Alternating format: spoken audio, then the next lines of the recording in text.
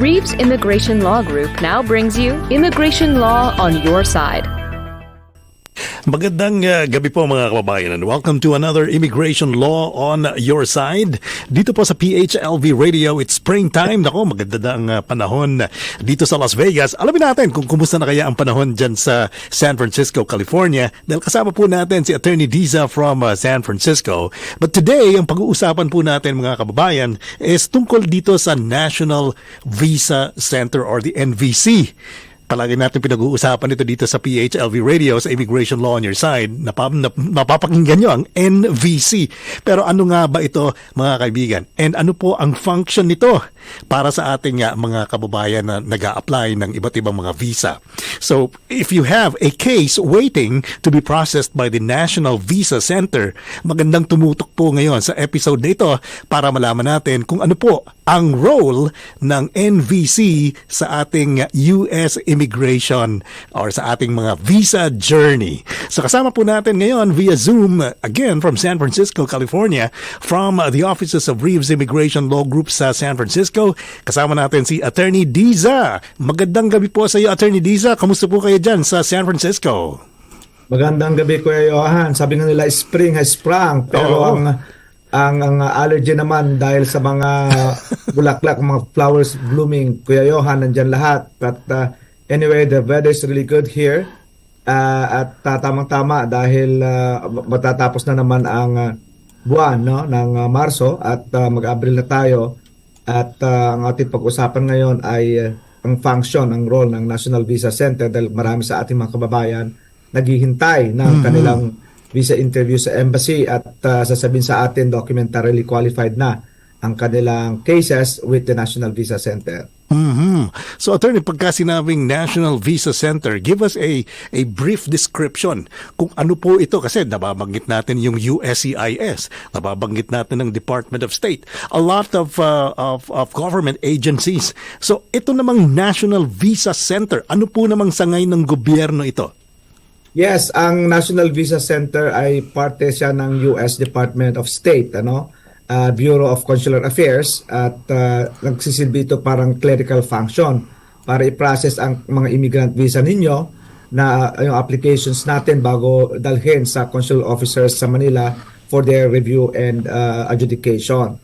So, usually ang first step dito, Kuya Johan, we discussed in our prior episode yung what is I-130, di ba? So ano yung I-130 petition?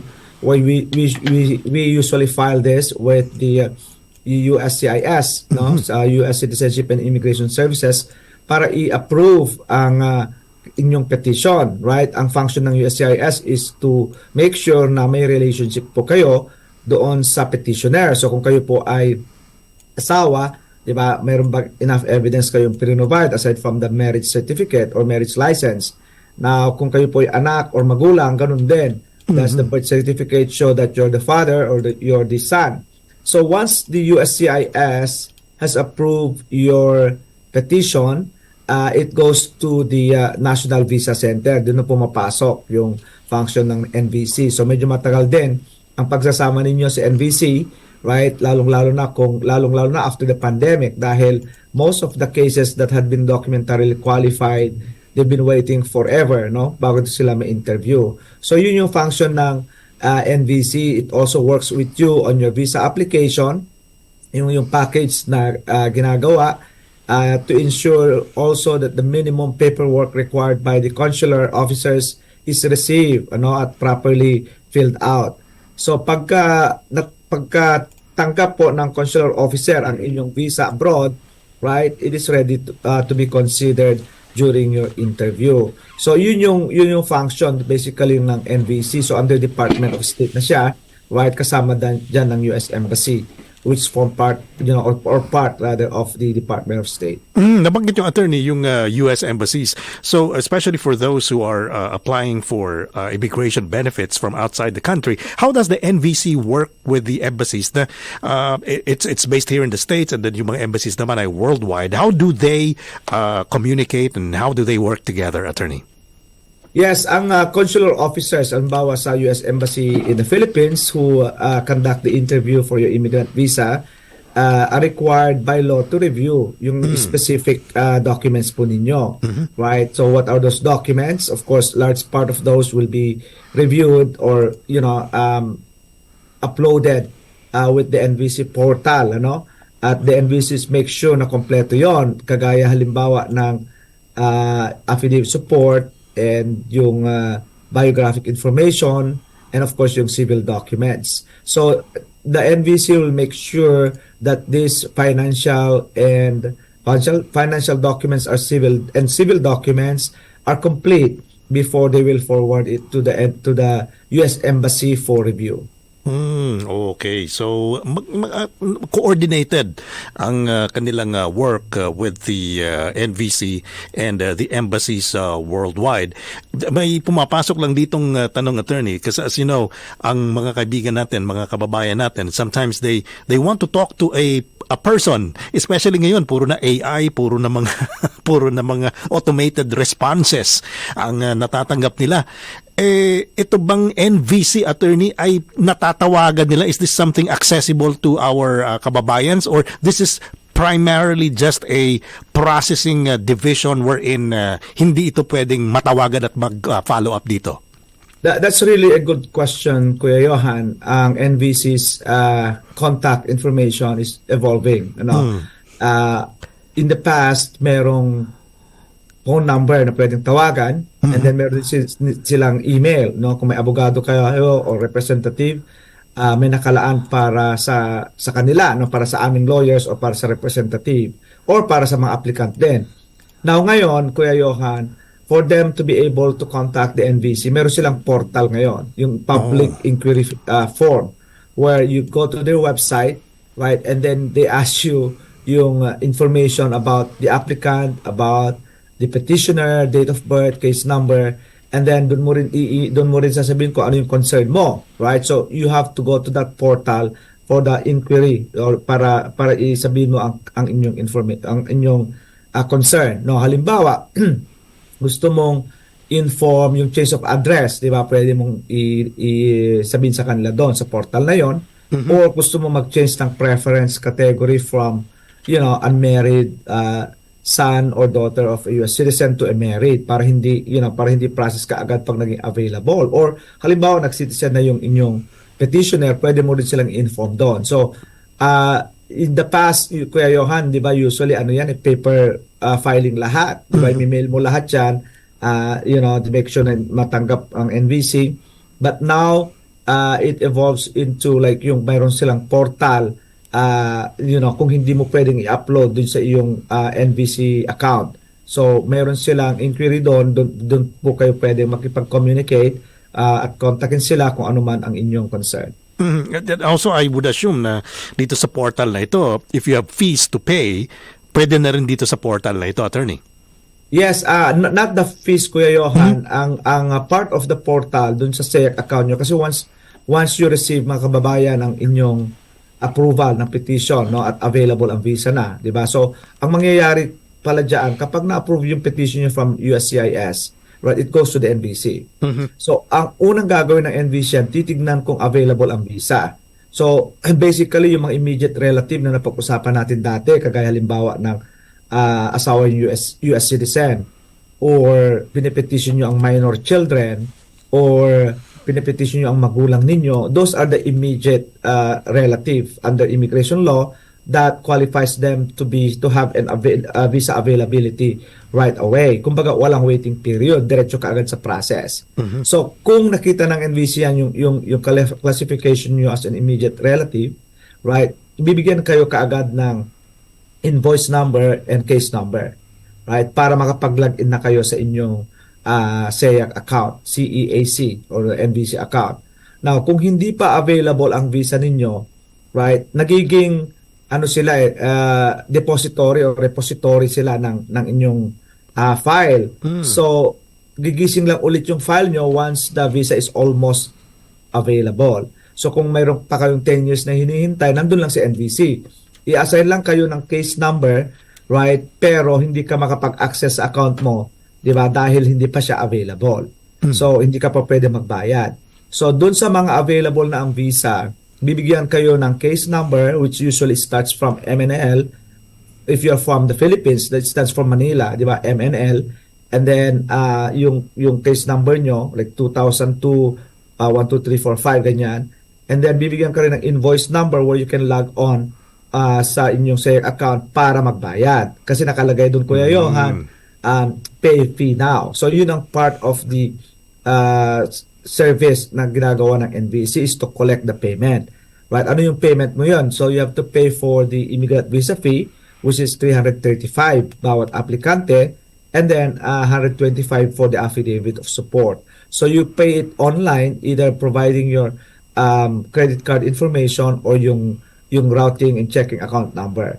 So yun yung gagawin ng NVC. Pagkabayad mo yan, sasabihin din sa'yo na pwede ka na mag-file ng DS-260. So online din yan lahat. So kung may abogado kayo, usually, kung kayo mismo ang gumagawa niyan, make sure na lahat ng information ninyo are as accurate as possible. Right? Kasi pwede mo namang i-save yun, Kuya Johan eh. Like, yung DS-260 na yan, yung biographic information, ang haba. More than 20 pages yata yan. Right? So, it asks about your personal information, like kagaya ng yung, last 5 years residence, employment, kung ano ang inyong social media accounts, lahat yan, ilista mo. Pati pala social media. Yeah, criminal records, kung meron kang prior entries in the US, misrepresentation, so lahat yan. Make sure that your information is as accurate as possible. Kasi kapag clinic mo yung bata na yan to file, right, ang hirap mo nang ma-reopen, right, until siguro patawag ka ng interview and some clients would say, attorney, mayroon akong nakaligtaan, sabihin sa'yo, nasa Amerika ako for 10 years, di ba? So those are major, right? So kailangan i-correct yun before the interview kasi otherwise they will charge you of misrepresentation. So what we do is we contact the embassy, let's say may interview na kayo, para i-edit yung inyong DS-260 at i-upload yung mga supporting documents. Being clerical in nature, ang kanilang trabaho, attorney, sa NVC, they would not have the power to, deny or, say anything otherwise about your application. Pero sila po pala, attorney, ang parang nag-aayos ng lahat ng mga papel bago ibigay sa officer para nang sa gayon ay mas maayos at hindi pa papalik-balik yung mga requirements na hinihingi po sa inyo. Correct me if I'm wrong, attorney. Correct, Kuya Johan. So, wala silang power to deny, right? But they have the power to correct, inform you kung ano yung gusto nila. Kasi nakalista dyan eh. Ano ba yung mga information na gusto ko? So, let's say, 2024 na tayo ngayon, right? At ang requirement is filed for the affidavit support. Kailangan ng 2023 tax. So, ang sinubmit mo lang is yung California state tax, income tax. So, hindi required ang state. You usually advise our client, ang immigration is federal. Ang kailangan natin is yung federal income tax. That not only the income tax, but also tax, ngayon nagre-request sila tax transcript. Diba? Ano ba yung tax transcript? Ito yung hinihingi directly sa IRS para ibigay sa inyo, hindi yung sinubmit ko ninyo o yung tax preparer nyo, di ba, nung nag-file kayo ng tax. So, kailangan nila coming from the IRS. Or, sasabihin nila, yun ang kailangan namin. Or, sasabihin nila sa'yo na, yung birth certificate mo na provide mo, galing sa, alam nila galing yan sa munisipyo, right? Or sa city of your birth. Ang kailangan ko is galing from the PSA. So, they know exactly what they're looking for. So, but they have the power to request correction of your documents, your civil or financial documents to make sure na ma-complete yung application nyo before they send to the embassy for interview. So ito pong attorney, one time na pag-usapan natin yung RFE, yung requesting for further evidence. Sa kanila po ba nanggagaling itong mga request na ito? Sa NVC po ba nanggagaling yung RFEs? Yes, that's why make sure, mga kababayan, that you review your emails, right? Or from time to time, check your SAYEC account. Kasi doon sa account na yun, merong messages. Parang banko din yan, Kuya Yon, na online banking eh. Ito naman, online immigration process, right? So, merong information, may mga messages ka makikita dyan, right? They might have emailed it to you, but they also on your account that says messages. So, i-click mo yon, sasabihin sa iyo that we accepted your affidavit support or your birth certificate, or may message doon na um, we need your tax transcript. So, nandun sa message mo online or i-email din sa inyo. So, usually yan ang ginagawa ng NVC to make sure na kompletuhin nila yung inyong case or yung packet before they would considered as documentarily qualified. Okay. So pagka documentarily qualified na sila na rin ang mag-i-schedule ng mga further appointments like interview. Ano po, attorney? Yes, ang ano diyan, Kuya Johan, what we always tell our client is to make sure that yung documents that you upload, right, or provide the NVC are complete and accurate as possible. Kung ano yung hinihingi, yun dapat, di ba? Kasi ang naging problema mo dyan, Kuya Johan, once you upload yung documents ngayon, kinumpleto mo yung affidavit support, no, yung form, I-864, tapos yung taxes, paycheck, etc. Kung kulang ka ng page, yung problema minsan kulang ang page ang na-scan mo dahil na-miss mo yun o wala yung signature page. Kahit blanco yun na hindi mo kailangan fill upan, dapat kompleto yung page na yun. Magre-request sila yan. So, it will take time bago kanila sabihin na, we reviewed it, it's complete. Minsan 3 months bago sila mag-respond sa'yo, di ba?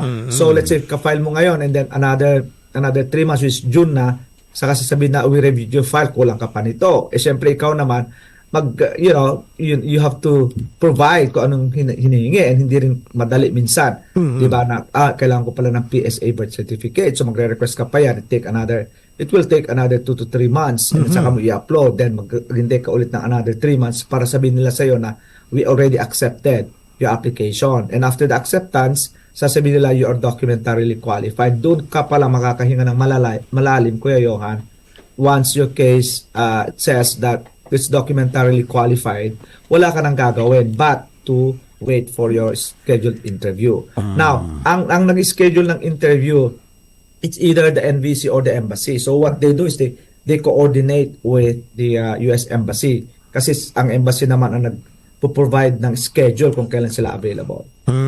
All right. Attorney, nabanggit nyo yung pag-upload ng mga documents, tulad ng mga birth certificates, marriage certificates, mga ganyan. Tanong, attorney, ng ating mga kababayan, since these are scans, mga scan lang ito ng mga original documents mo from the Philippine government agencies, are you still required to send the original or kailangan bang, o pwede na yung uploaded na scanned lang? Or do you send ever to the NVC the original copies of your civil documents?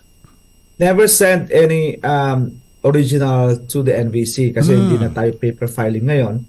Right? So all are to be uploaded right sa NVC portal ng aplikante. Now, what we tell our clients, which is also a requirement, is to bring the original at the interview sa embassy na yon. So dapat pagpunta nyo sa interview nyo, which is probably part of our discussion in the future, is yung preparation. I know we've done this in the past, right? Pero medyo matagal na yata yon.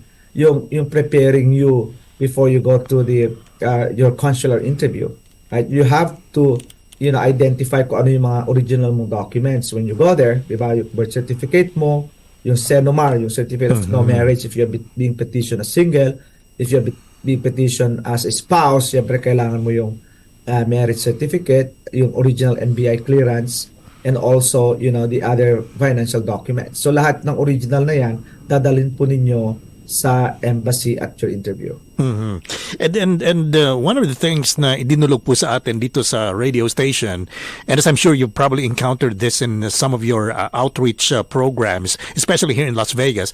So yung ibang mga seniors, attorney, they find it hard to do things electronically, yung mag-i-scan, magagano, kaya minsan pupunta dito sa radio station, pwede po bang magpatulong magpa-scan ng itong mga papers ko, So yun po yung tanong nila, is there an agency even locally or maybe in the lawyer's office na, attorney, that can assist especially these seniors who are not adept in technology, itong pag-i-scan ng mga documents, and they're still so much into paper filing?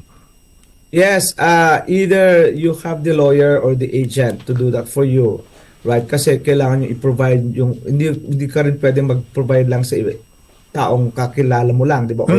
Or bagong kilala mo, because you are providing them the information, right? Nandiyan yung social security ninyo, nandiyan yung income tax ninyo, nandiyan yung financial documents po ninyo, right? So, and also like, kung yung mga client natin, Kuya Johan, na medyo mga high-tech, yung mga may edad na kamo na hindi high-tech sa computer or sa internet, they usually ask their nephews or nieces or grandchildren to do it for them, right? Or may agency sila na dapat gagawin ito at ibubuksan yun from time to time, right? Okay lang din siguro magpatulong, but make sure that person na tutulong sa inyo, tuloy-tuloy yan hanggang matapos. Ang problema nito, Kuya Johan, is, this takes long, and after the pandemic, yung from documentary qualified to the interview, ang tagal eh. Minsan umabot na ng 5 years.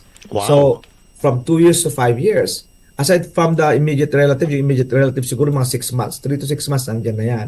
And even before pandemic, yung mga preference category, 3 to 6 months may interview na sila. Pero ngayon, as we mentioned sa ating mga previous discussions, umaabot ng 3 to 5 years bago ka tawagin ng interview. And most of the information you provided on the SEAC or on your NVC account were already obsolete, di ba? Lumipat ka na ng tirahan, lumipat ka na ng trabaho, you committed a crime, nag-asawa ka na o nagkaanak ka na. So, most of the informations there are already, outdated. So, what you do is to update that before you go to the interview.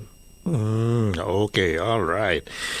So mga kababayan, if you just joined us today, we are talking about the role of the National Visa Center sa ating immigrant visa journey. Mahaba ang dinadaanang journey, pero palagi yung naririnig sa amin ng words na itong opisina ng National Visa Center. At least po ngayon ay nalinaw kung ano po ang role nitong National Visa Center. Yung po bang attorney mga documents na galing sa Pilipinas, since you are uploading it anyway, katulad ng nasabi nyo, you're not going to send the original anyway. Say for example, pinakuha mo sa relative mo sa Philippines, yung birth certificate, so they can just actually scan it from the Philippines and email to you and then do the subsequent uploading. Pwede po yun, attorney? Yes, that works, Kuya Johan. They just email it to you and then you can upload it with your NVC account. Or kung parehong tech-savvy yung petitioner and beneficiary, Kuya Johan, usually what happens is ang petitioner would upload his information, right? Or documents. Kagaya ng affidavit support, fill upan na niya yun, right? Ipaprovide na niyo yung mga documents na kailangan from his end, kagaya ng naturalization certificate, yung kanyang federal income tax, W-2s, and also yung proof of employment. Now, kung ang beneficiary nasa Pilipinas, most of the time, o nasa outside the United States, from his end or from their end, sila na pwede na nilang i-upload din, right? Yung kanilang birth certificate, yung kanilang NBI clearance or police report, anywhere in the where they ever live outside the Philippines for over 1 year, right? Kailangan mag-provide din sila ng police report. So yeah, that could work, Kuya Johan, either way. But what our firm do is, sa amin ibibigay lahat ng mga documents, and then isang tao ang nag-upload ng documents to make sure that they are as accurate as possible when we submit, para bibihirang magbigay o kung meron man, ang National Visa Center for request for evidence or tinatawag ng checklist or missing documents. Ayun. Kasi sometimes, attorney, yung is yung authenticity ng document, especially if galing sa Pilipinas, because at one point we were talking about the education credentialing po ba? We were one time talking about that, and the school, the transcript will have to be sent directly to the agency who does the education credentialing. na para makasiguro sila na hindi manufactured yung kanyang transcript, no? And mabuti naman po pala na say for example itong mga PSA documents at iba pang marriage contracts of Pilipinas ay pwedeng scanned copies kahit immediately from the Philippines or even the relatives from the Philippines can probably upload it directly there and or makipag-coordinate sa inyo po sa mga immigration lawyers na katulad nyo para nasa ayos yung mga documents. Ito po bang lahat ng mga documents na hinihingi nila, do you submit it in one packet like in one isahan o pa isa-isang scan po ba ito? Yeah, there's like a drop down dun sa SAYC account, Kuya Johan, that says affidavit support, then i-click mo yun, then i-attach mo yung document. So unfortunately, isahan. So medyo dapat mabilis yung internet po ninyo, right? At maliwanag din yung inyong pag-scan. Diba? Kasi may mga malabong scan, hindi nila mabasa and they will reject. Magre-reject automatically, reject din yun kung hindi nababasa ng system nila. So may mga drop down yan, Kuya Johan. One is for the beneficiary, right? Or the applicant. And then kung may mga derivative, may mga information din sila doon. Diba? So upload mo yung applicant's birth certificate, right, ng Senomar, death certificate, etc. May mga drop down, right? NBI, police clearance, kanyan. May mga, kung let's say gusto mo magdagdag, o may mga other information, other documents ka, halimbawa, adoption decree, di ba? So, ilagay mo lang others, and then specify mo this is the adoption decree. Or, dismissal order of a judge dismissing my criminal case, kanon. So, instead of the NBI clearance lang, magdadagdag ka rin ng police or criminal records mo para nandun na lahat. So, may mga drop down yung Kuya Johan. Unfortunately, hindi yung biglang isasama mo lahat doon at i-upload mo at tapos ka na, hindi ganon. So, ganoon din sa petitioner. So, may mga drop down din yan. Allotted sa kanila, this is for the affidavit support. This is for the proof of status in America, whether you're a US citizen or a local permanent resident, your taxes, right? Kung anong isasabit mo ba yung latest, last 3 years, yung W-2, yung paycheck mo, employment letter. Then, let's say may others ka din. Halimbawa, you are not earning income anymore, pwede ka magdagdag ng affidavit of no income, di ba? And then may information din about the joint sponsor. So, you can't go wrong, Kuya Yon, kasi mamimiss mo yun kung hindi mo i-comply din lahat eh. Di ba? Ang ano lang dyan is how to fill it out correctly, yung mga forms, yung DS-260 at saka yung affidavit support, and also yung correct na tawag ito document. Kasi baka naman yung affidavit support mo, doon napunta yung instead of your birth certificate ng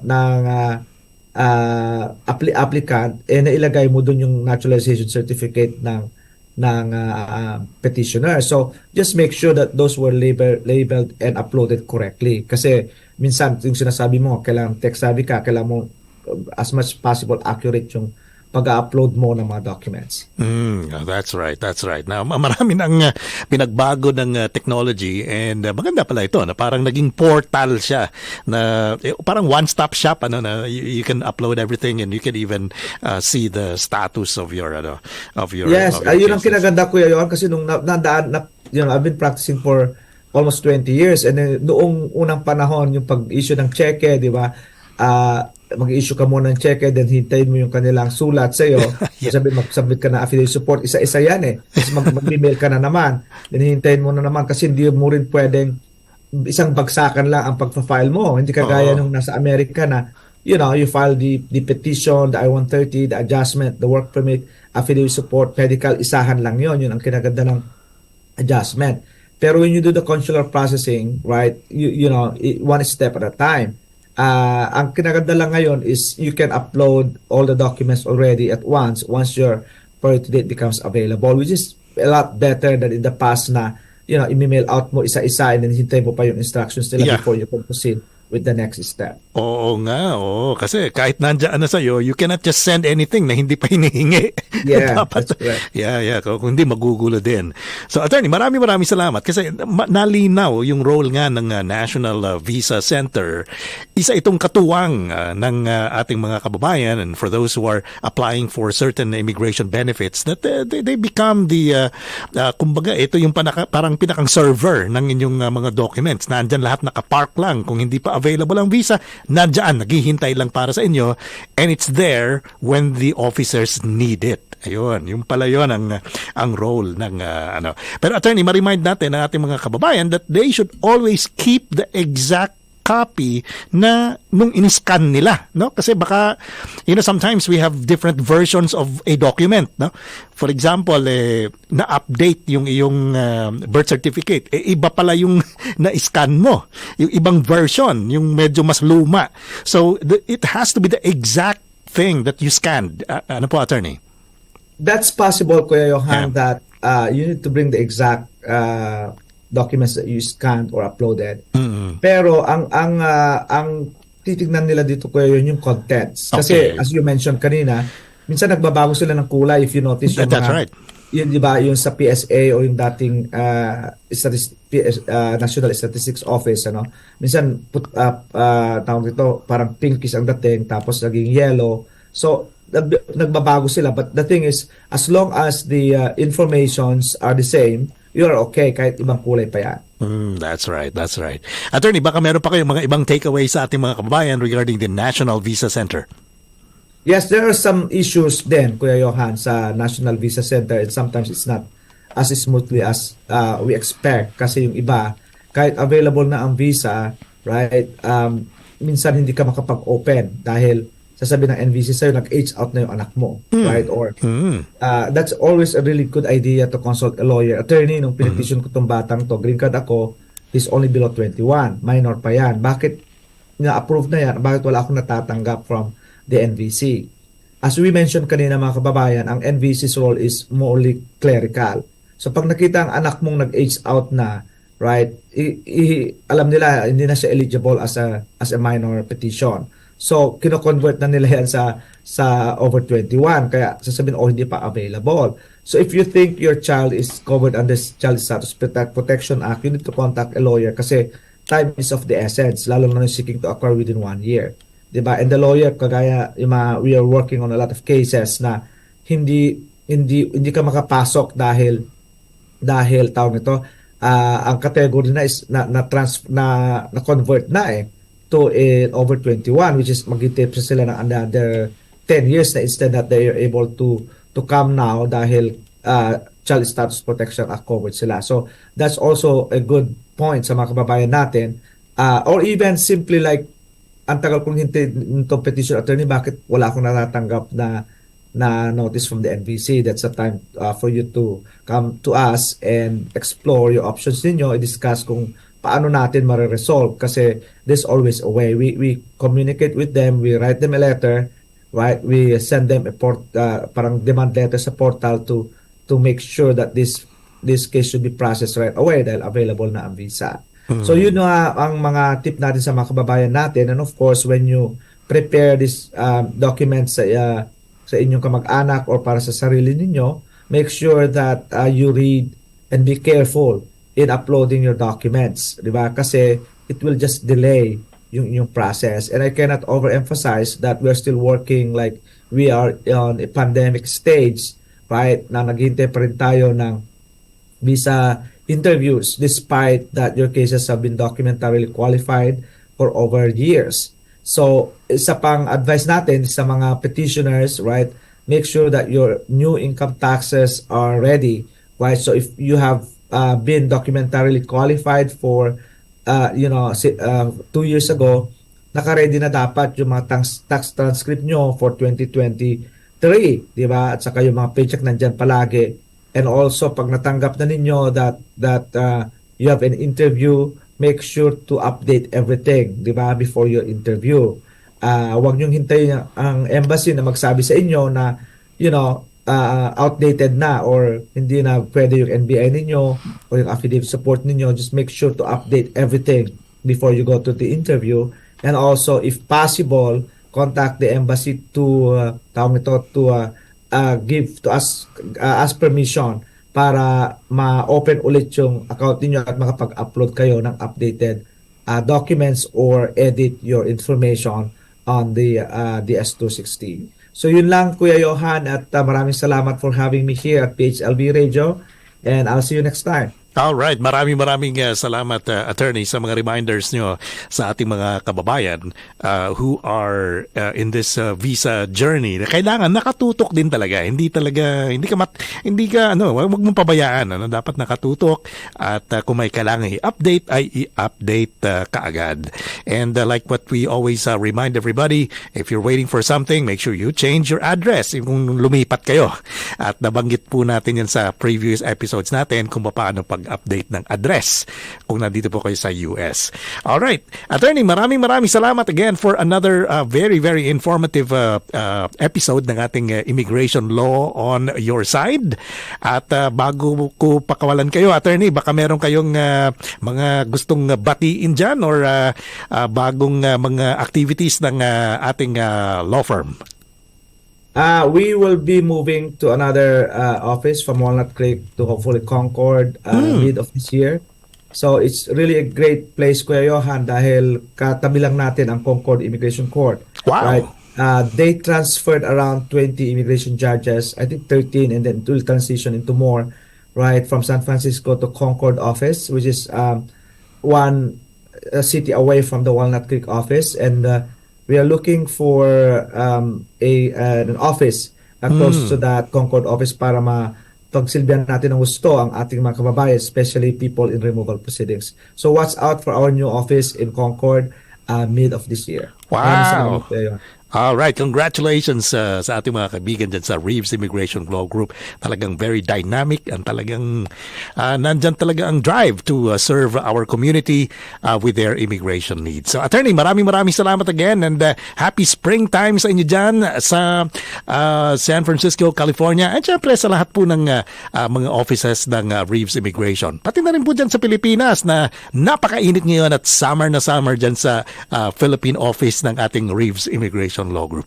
Attorney, maraming salamat, and mga kaibigan, this has been your Immigration Law on your side right here at PHLV Radio. We will see you again next time. Reeves Immigration Law Group has been representing immigrants for nearly 40 years. Reeves Immigration Law Group has been fighting for its clients through experience and expertise. With immigration lawyers you can access at reasonable fees, even on Saturday. Payment plans are also available. Call us for your immigration solutions. We can do worldwide telephone and Skype consultations. Reeves Immigration Law Group, 1-800-795-8009. Reeves Immigration Law Group has offices in Los Angeles, San Francisco, China, and Philippines. See us at www.rreeves.com. Reeves Immigration Law Group, 1-800-795-8009. Reeves Immigration Law Group has just brought you Immigration Law on Your Side, Wednesdays 7 p.m. Pacific on PHLV Radio.